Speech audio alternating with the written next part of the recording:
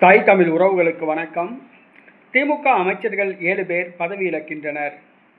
திமுக அமைச்சர்கள் 7 பேர் பதவி இழக்கின்றனர் என்ற தலைப்பில் இந்த காணொளியை காண்கிறோம்.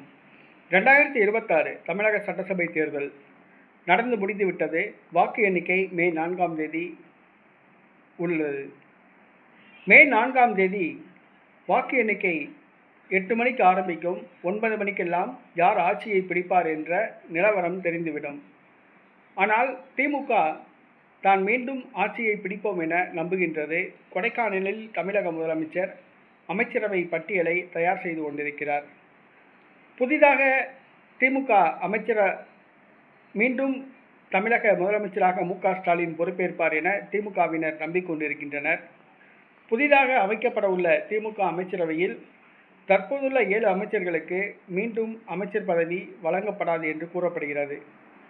அமைச்சர் துரைமுருகன், அமைச்சர் ராணிப்பேட்டை காந்தி, அமைச்சர் நேரு, அமைச்சர் சேகர் பாபு, அமைச்சர் சாத்தூர் ராமச்சந்திரன், அமைச்சர் ரகுபதி, அமைச்சர் முத்துசாமி ஆகிய 7 பேருக்கும் அமைச்சர் பதவி வழங்கப்படாது என கூறப்படுகிறது.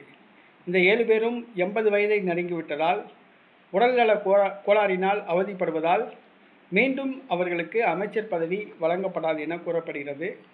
புதிதாக அமைய உள்ள அமைச்சரவையில் உதயநிதி ஆதரவாளர்கள் நியமிக்கப்படலாம் என கூறப்படுகிறது.